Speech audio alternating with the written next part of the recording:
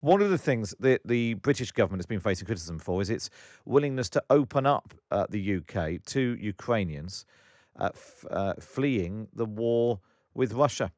Well, so far, the British government has said Ukrainians living in the UK will be able to bring close family members into the UK without facing visa restrictions. It comes after the government was condemned by Labour after as the immigration minister, Kevin Foster, said Ukrainians could have come to the UK if they applied for the seasonal worker scheme to pick fruit. The UK critics say the UK is not going far enough. The UN has said 422,000 people have fled to neighbouring countries, and more than 100,000 have been displaced within the country already. Meanwhile, more than 1,000 faith leaders have written to the Prime Minister criticising the Nationality and Borders Bill, which is going through its final stages in the Lords today, which seeks to tighten immigration and asylum rules. Well, let's now speak to Dr. Rose Hudson-Wilkin, the Bishop of Dover, who has views on the bill. Good morning. Hello, good morning. Good morning. Before we come to the Nationality and Borders Bill, which, like I said, has been debated in the House of Lords, what have you made so far of the response from the government to calls to do more to open up to Ukrainians? And in particular, this suggestion by Kevin Foster that they could come here if they were willing to pick fruit. I'm ashamed. I'm ashamed at that response in relation to picking fruits. People are running for their lives. Bombs are raining down on them. And I think what we need is compassion more than anything else. And even thoughts of lining up to apply for visa. I mean, have we really seen the pictures that has been coming through on our screens? You know, who is going to be standing up in a queue to get visas? What we need is compassion more than anything else. And we need the government to open safe and accessible routes for people to be able to reach a place of sanctuary. And what do you think? Where do you think this is coming from? Is it just a hangover from the sort of the Brexit debate, and you can't be too tough on immigration? But there's clearly a Yeah. difference between an open borders policy that was part of being a member of the EU and helping people in the worst possible situation. Yes. You know, what it is really, it is a failure to stand in other people's shoe.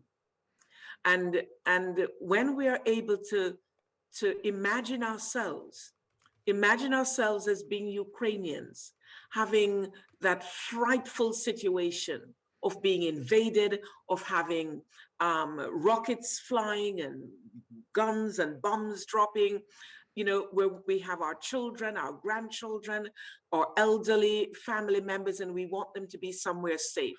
Just imagine ourselves and say, what would we like others to do if that was happening to us?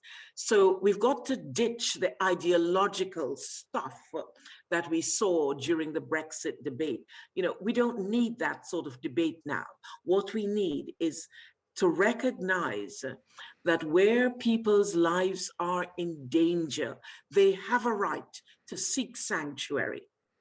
And we have a responsibility to show compassion and to respond in a way that is showing human dignity.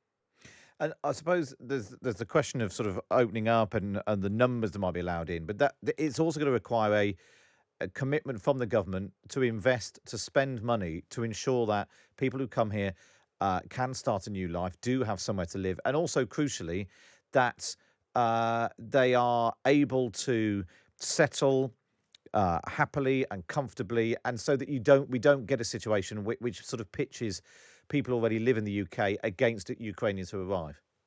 Hmm.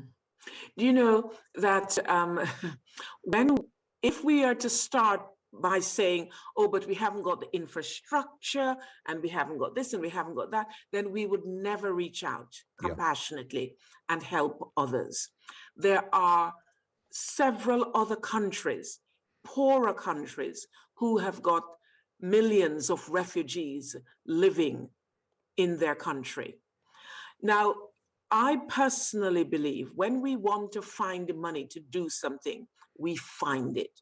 So it's not that the money isn't there. We're the fifth, I believe, richest country in the world. And as I said, when we begin to understand and ask ourselves the question, what if that was me? What if those were my children, my relatives? Would I not want them to have a place of sanctuary? So let's respond compassionately, while at the same time work out the structural challenges that are there, how we're going to do it. There's a wonderful Bible story of the feeding of the 5,000 when the disciples said to Jesus, send them away, we can't do that. That's not our problem. And we're told in this passage, Jesus had compassion. He sat them down. And it was after he sat them down that he worked out the feeding of them. So let's respond compassionately. And then let's reach out to all the structural things.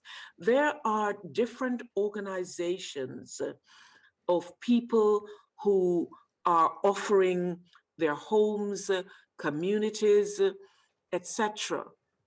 We just need to have someone in government who is going to make that their brief, as it were, looking into how we're going to connect people up. Many of them have relatives here, and they want to come to their relatives, and they should be allowed to. Is that something that you would consider doing, opening up to a Ukrainian family?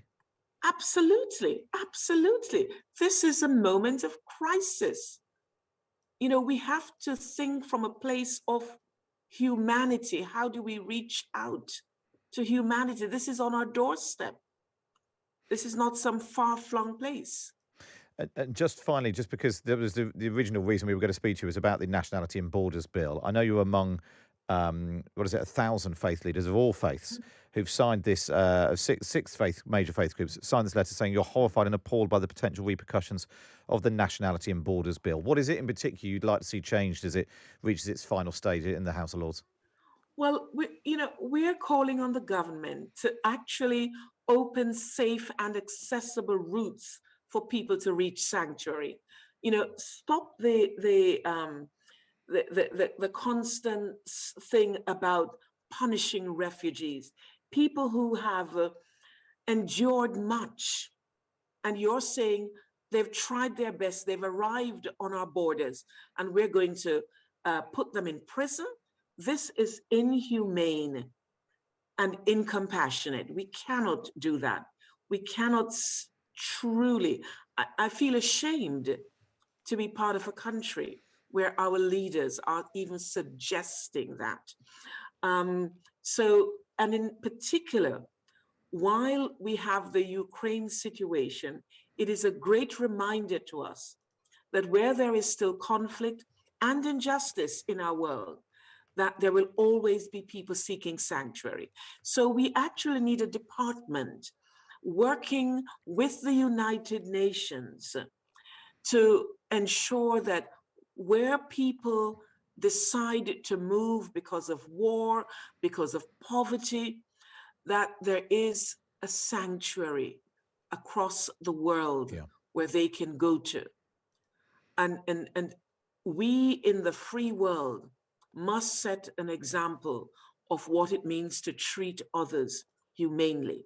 In the past, when the British went everywhere, what did we say about them? We didn't call them refugees, asylum seekers.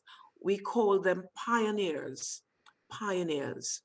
And here are people fleeing for their lives, and we're telling them they can pick fruits or they're going to be punished after they have bravely reached a place which should be a place of sanctuary. We're saying that we're going to punish them by putting them in prison. That is unacceptable. Dr. Rose Hudson-Wilkin, Bishop of Dover, thank you very much for joining us.